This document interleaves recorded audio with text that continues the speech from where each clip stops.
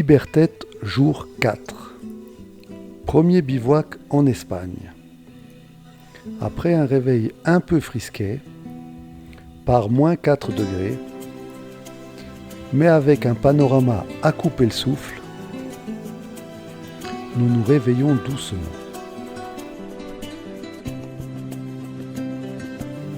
Et sortons la boîte à feu pour nous réchauffer un peu. Après un petit déjeuner réconfortant et avoir chargé les motos, nous prenons enfin la route. Ou plutôt le chemin, afin de rejoindre la portion GNR 03 du Tête espagnol.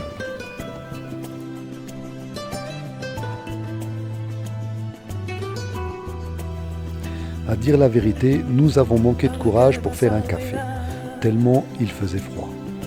Nous cherchons donc un petit bar pour pouvoir prendre un petit café et se réchauffer un peu. ¿Para qué vas a olvidar? Si solo quiero tu amor.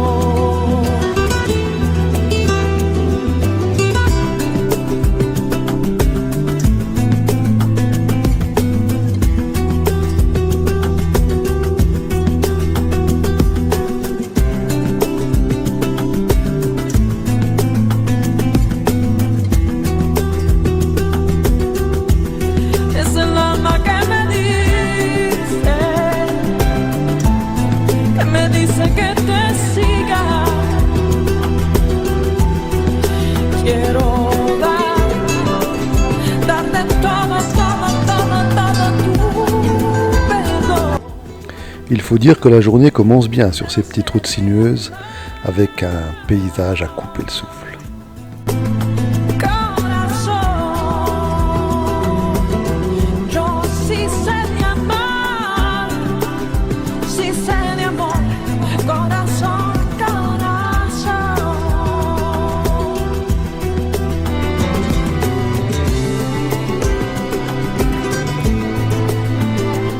Allons voir par là si on veut bien nous faire un café.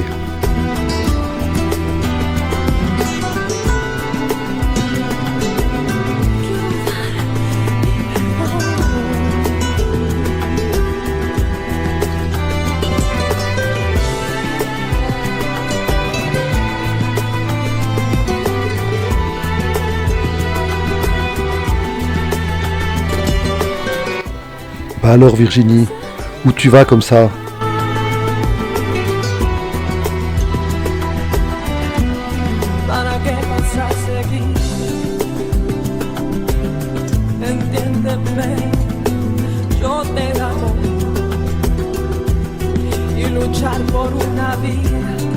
Bueno.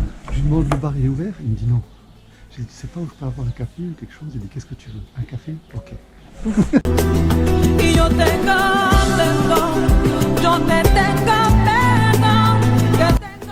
Ah voilà enfin le petit café tant attendu. Un grand merci à Lorraine et David, un petit couple de voyageurs en van et qui s'est arrêté dans la région pour ouvrir ce petit café. Et nous en profitons pour sortir toutes nos affaires qui étaient mouillées, les faire sécher au soleil et repartir plus riches d'une belle rencontre. Les voyages sont faits pour ça, non ?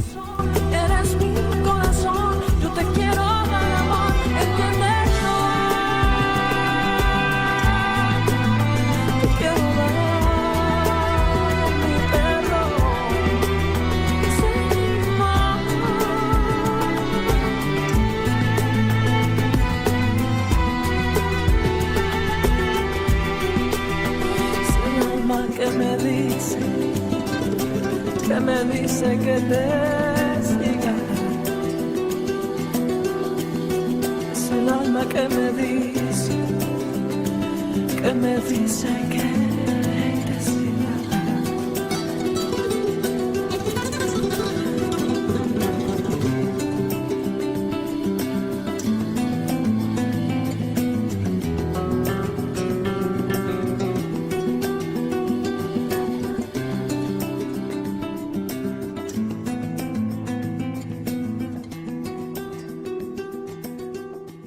Blue smoke flicker deep turn my side and take my sleep.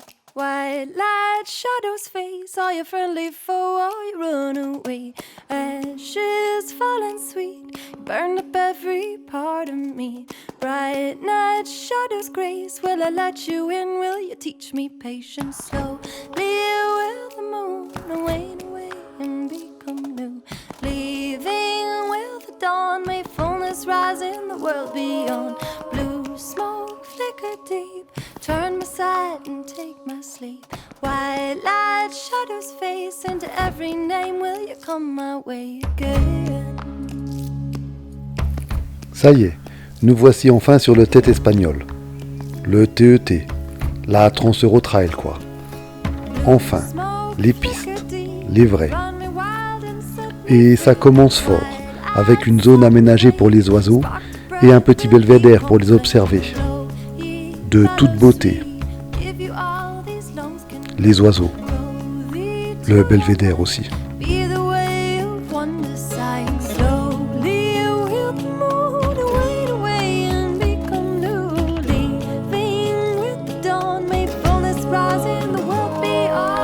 Et nous profiterons de ce petit arrêt pour rehausser la pédale de frein de madame. Vous verrez, après cette réparation de premier ordre, ça va aller beaucoup mieux.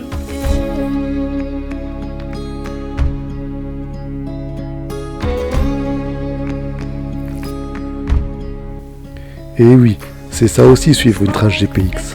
T'as un point, t'as un tracé, le tracé se déplace sur le point, ou plutôt le point sur le tracé, mais t'as pas de petite voie pour tenir tourne à gauche, tourne à droite, donc des fois, tu cherches.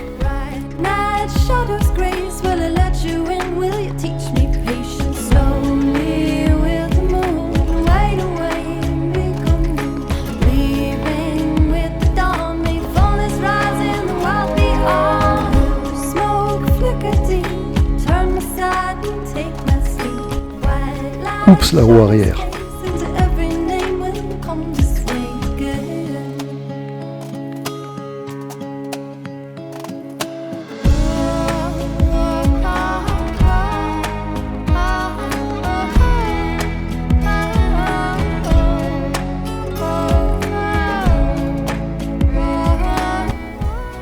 Cette piste est magnifique, avec quelques vestiges romains pour agrémenter notre trip.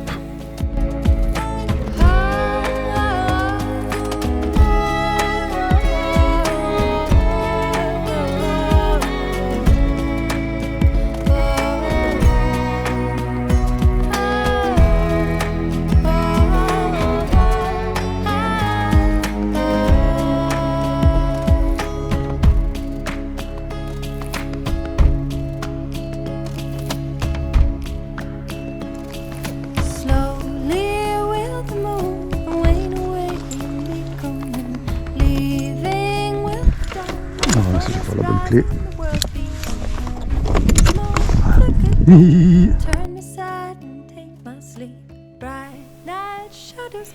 Comme vous le voyez, la hauteur de selle, c'est pas toujours simple sur nos trails.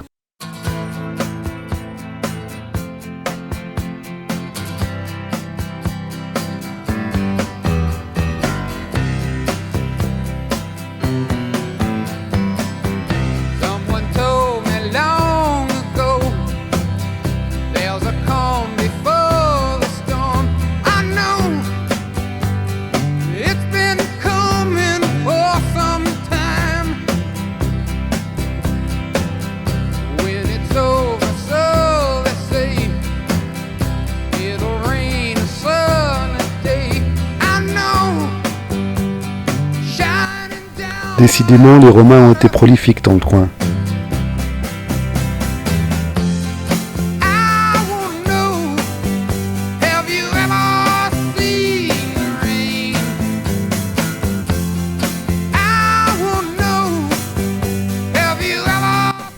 Non, non, ça c'était pas eux.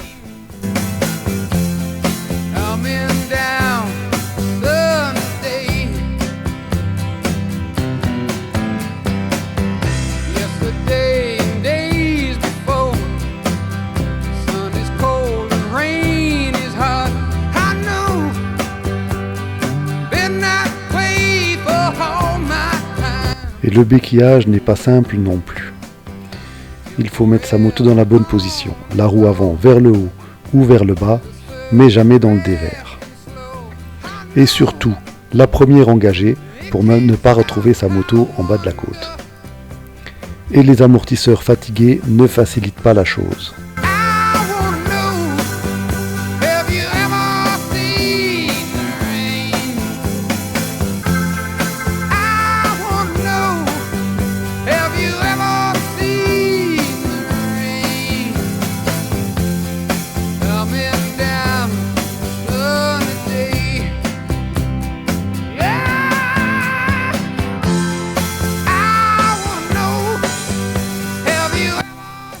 Voilà, ça y est, on y arrive enfin.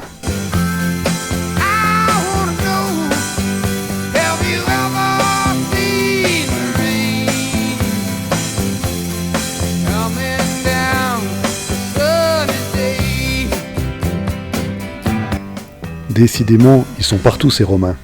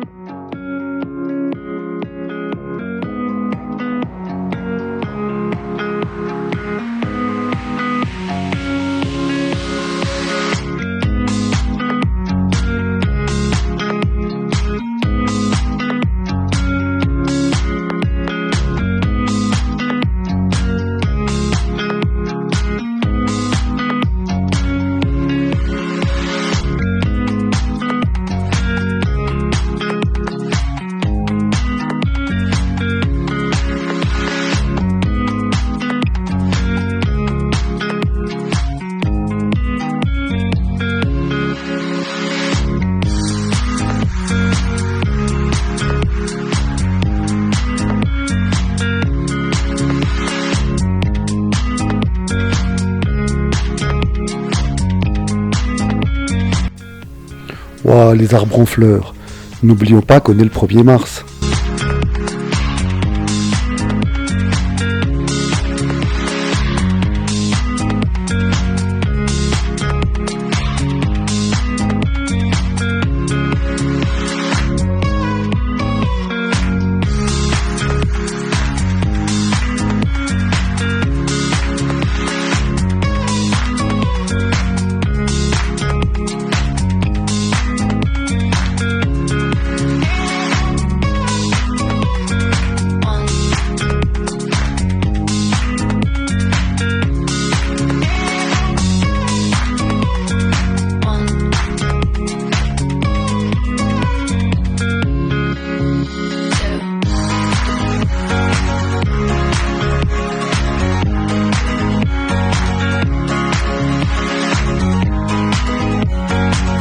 Virginie et les photos, c'est toute une histoire.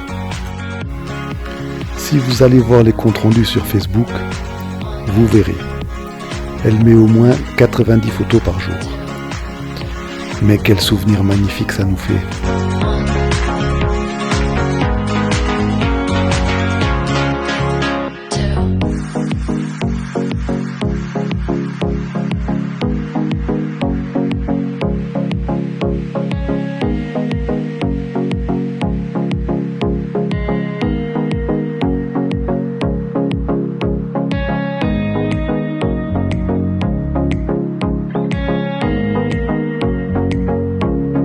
Coucou!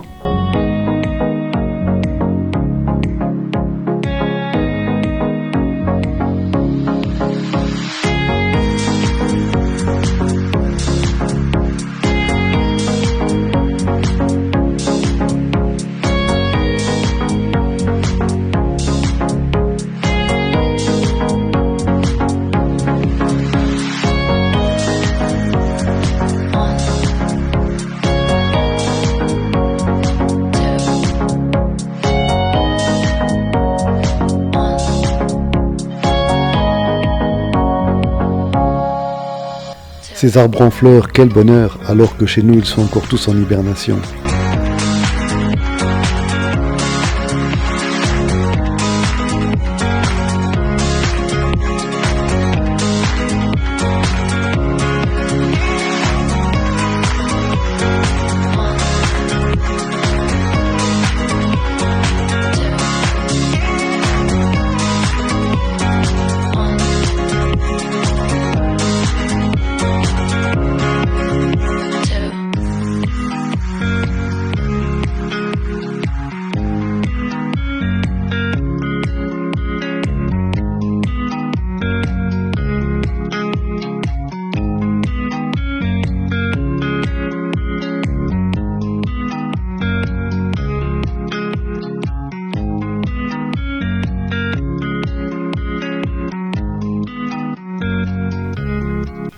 Ah, ces paysages, pour nous l'Espagne est une vraie découverte.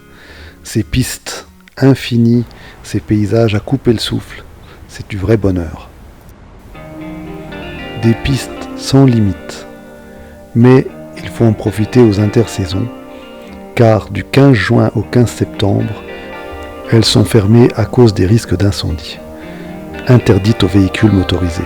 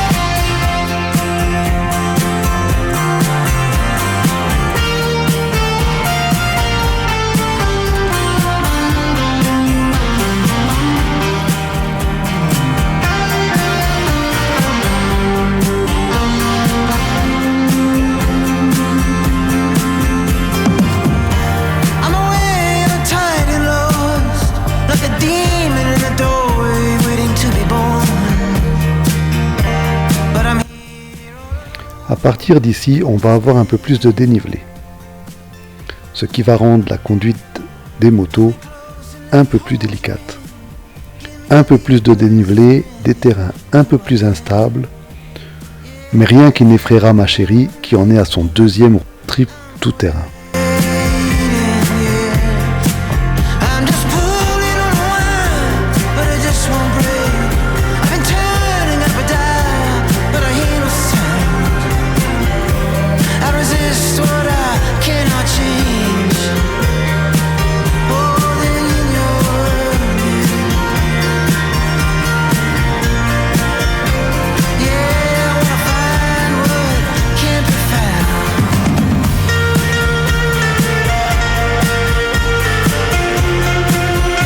Par contre, je dois avouer que nos motos ont été bien secouées.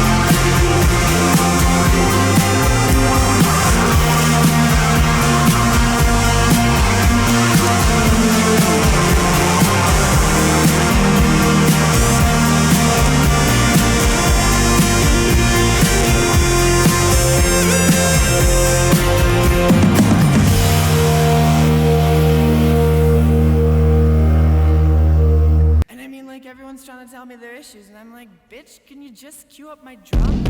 Thanks.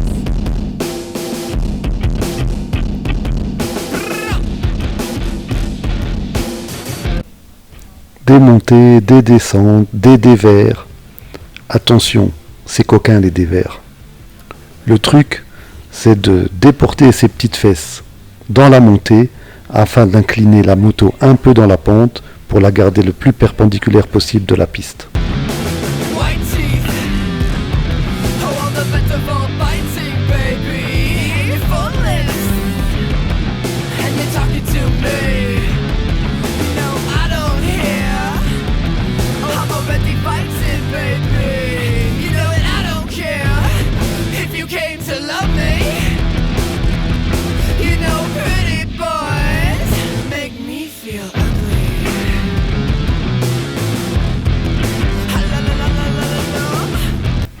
Bon, qu'est-ce qui se passe? C'est quoi ça?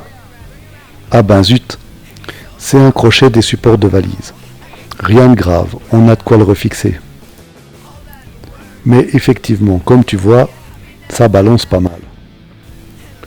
Bon, on tombe les casques et on bricole tout ça.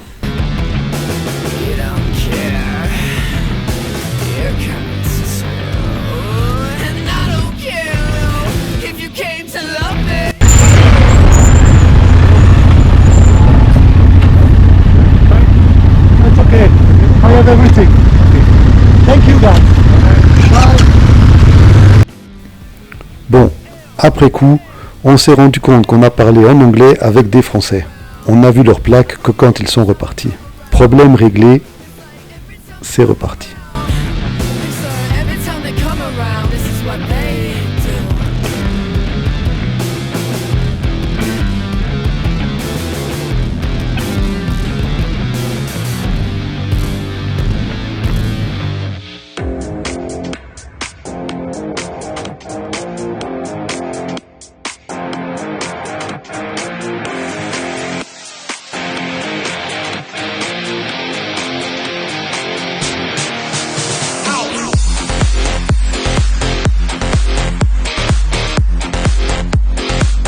Attention les cailloux!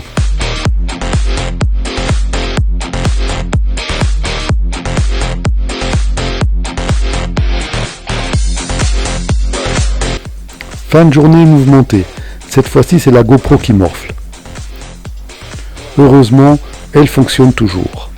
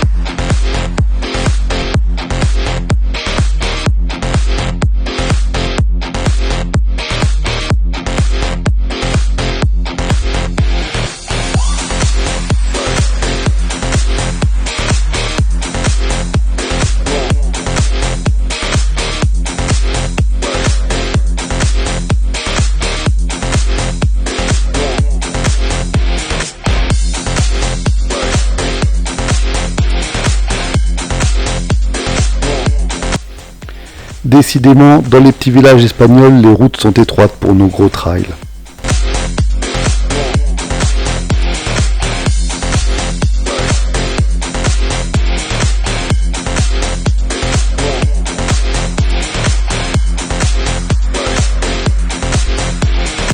C'est la fin de journée. Nous cherchons un endroit où dormir. Ça fait 4 jours qu'on est en voyage, on a quelques affaires à laver. Nous partons donc à la recherche d'un petit hôtel, mais nous n'en trouverons pas dans ce village. Il faudra aller à celui d'à côté.